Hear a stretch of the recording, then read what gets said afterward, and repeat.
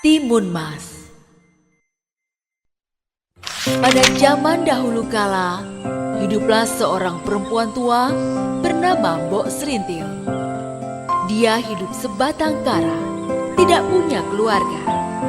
Setiap hari, dia mencari kayu bakar di hutan untuk dijual ke pasar.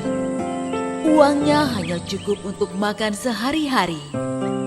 Namun bagi Mbok Serintil, itu sudah lebih dari cukup karena dia hidup seorang diri. Mbok Serintil sering kelelahan karena umurnya yang sudah tua.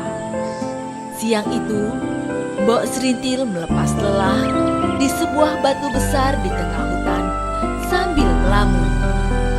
Dia menghayal, seandainya dia punya seorang anak, tentulah pekerjaannya lebih ringan karena ada yang membantu. Tapi suami saja tidak punya. Bagaimana dia bisa punya anak?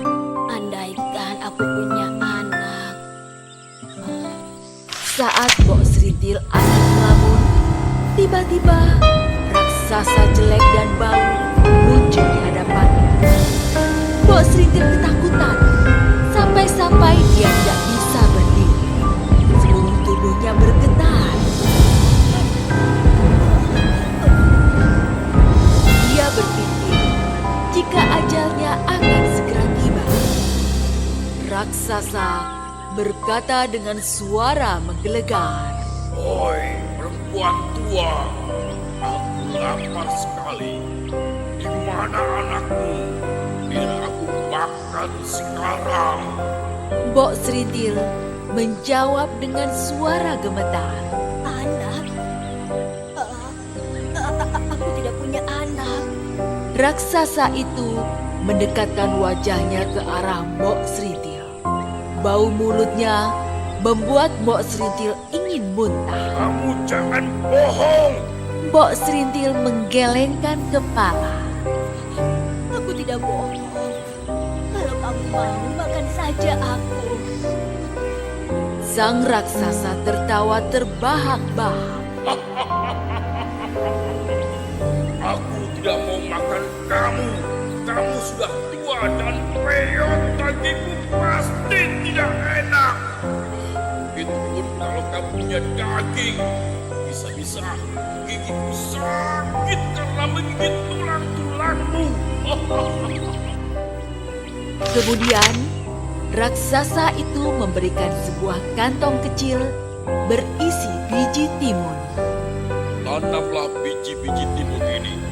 Mereka akan tumbuh dan berbuah. Salah satu buahnya akan berwarna emas. Jika sudah masak, petiklah. Di dalam timun itu akan muncul seorang bayi. Rawatlah dia dan beri makan dengan cukup agar dia tumbuh sehat. Saat ia berumur 6 tahun, aku akan datang dan menagih anak itu. Dia pasti akan menjadi santapan paling enak. Paham?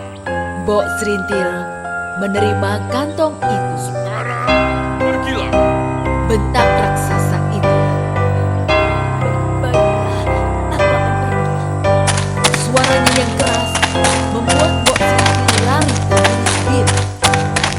Sesampainya di rumah, Mbok Serintil melaksanakan perintah raksasa. Dia menanam semua biji timun itu di tegalan miliknya yang kecil. Setiap hari, dia menyiram dan merawat kebun timunnya. Seiring waktu, tanamannya tambah subur dan mulai berbuah. Benar apa yang dikatakan raksasa. Salah satu buah dari tanamannya berwarna emas. Mbok Serintil memberi perhatian khusus kepada timun emas itu. Timun-timun itu semakin hari semakin masak. Timun emas itu pun juga tumbuh besar. Sudah waktunya membelah timun itu. Sudah waktunya buat memetiknya. Mbok Serintil akhirnya memetik timun emas itu dan membelahnya dengan hati-hati.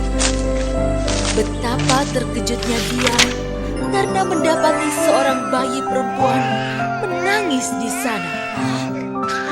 Wah, seorang bayi perempuan yang cantik. Mbok Serintil senang sekali dan mendekap bayi itu. Dia menamai bayi itu Timun Mas. Timun Mas tumbuh menjadi anak yang sehat, cekatan, dan terampil. Mbok Serintil tidak henti-hentinya bersyukur karena mempunyai anak berbakti seperti Timun Mas. Sini Mbok, aku bantu. Iya, Timun Mas sayang. Namun, jika dia teringat dengan janjinya dengan raksasa jahat itu, dia menjadi sedih karena sebentar lagi usia Timun Mas hampir 6 tahun. Kekhawatiran Mbok Serintil terbukti. Raksasa datang untuk menagih janji. Untung, saat raksasa datang, Timun Mas sedang pergi ke pasar menjual timun-timun hasil kebun. Anak-anakku nenek tua, aku sudah tidak sabar ingin memakannya. Mbok Serintil berusaha menenangkan raksasa itu. Dia berkata padanya, Hai raksasa, Timun Mas masih kecil. Belumlah enak dagingnya. Datanglah 2 tahun lagi. Pastilah dia akan jadi santapan yang lezat. raksasa itu setuju dan berjanji akan datang 2 tahun lagi. Baiklah, awas ya, aku akan kembali 2 tahun lagi.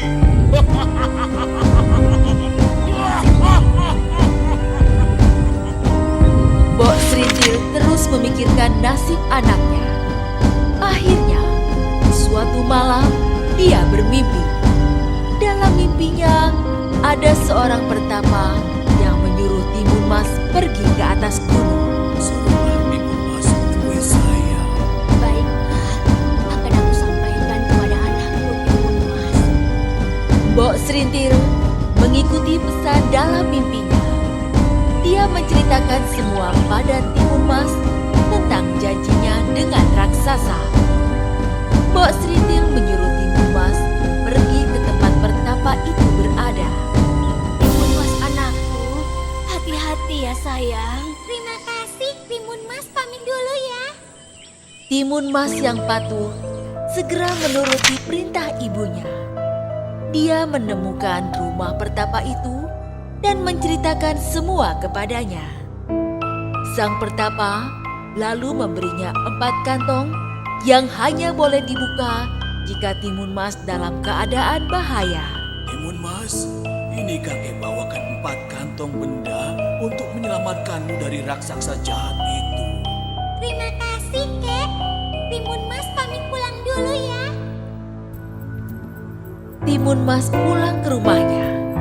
Namun, saat sampai di rumah, alangkah terkejutnya karena sang raksasa sudah menunggu. Mbok Serintil segera berteriak. Raksasa itu sudah datang. Aku takut. Lari Timun Mas, lari selamatkan dirimu. Timun Mas segera berlari. Sang raksasa menjadi marah dan mengejarnya. Timun Mas teringat pesan sang pertapa. Sebaiknya aku buka kantong yang pertama sekarang. Dia membuka kantong pertama yang ternyata isinya adalah biji timun.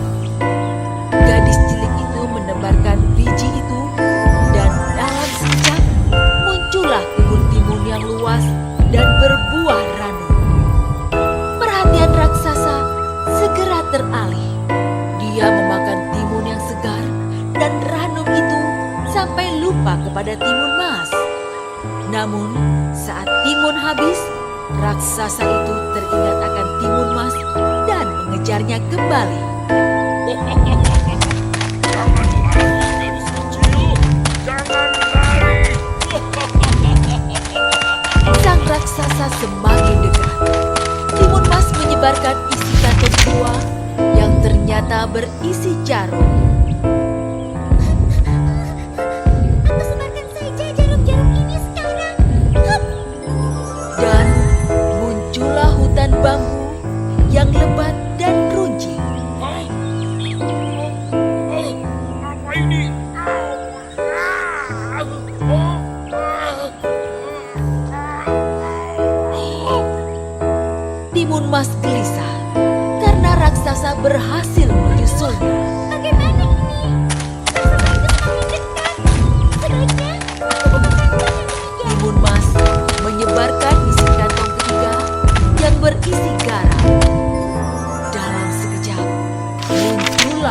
lautan luas.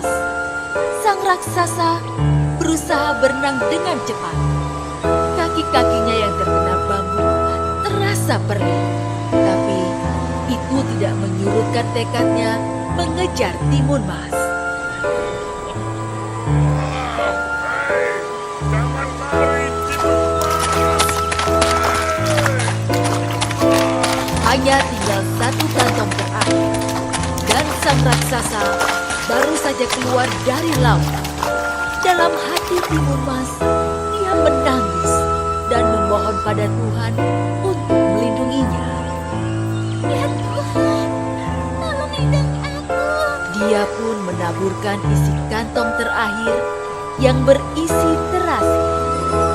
Dalam sekejap, muncul lautan lumpur ganas.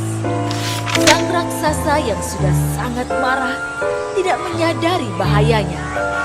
Dia terjun ke dalam laut lumpur ganas dan segera tenggelam. Ya Tuhan, terima kasih telah menyelamatkan aku dari raksasa jahat itu. Timun Mas kembali ke rumah dan Mbok Serintil menyambutnya dengan tangisan bahagia.